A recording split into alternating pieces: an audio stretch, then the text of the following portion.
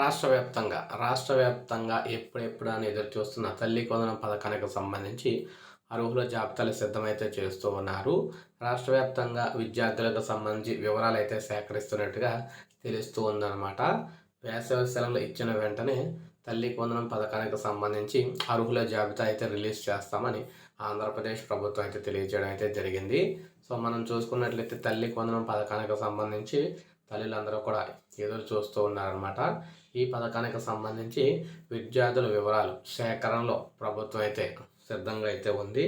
మనకి వేసవి సెలవులు వచ్చిన వెంటనే అర్హులు ఎంతమంది ఉన్నారు, అనర్హులు ఎంతమంది ఉన్నారు ఏంటనేది మనకి 2 రకాల లిస్టులు అయితే విడుదల చేస్తామని చెప్పేసి ఆంధ్రప్రదేశ్ ప్రభుత్వం తెలియజేస్తుంది.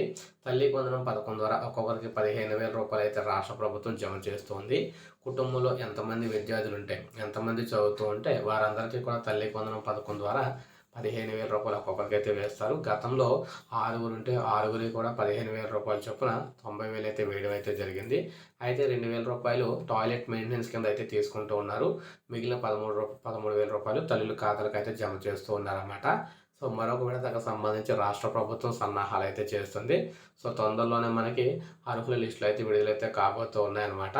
సో ఇది మన ప్రజెంట్ తాజా సమాచారం. తల్లి వందనం పథకానికి సంబంధించి ఒక లైక్ చేయండి, సబ్స్క్రైబ్ చేసుకోకపోతే మన ఛానల్ సబ్స్క్రైబ్ చేసుకొని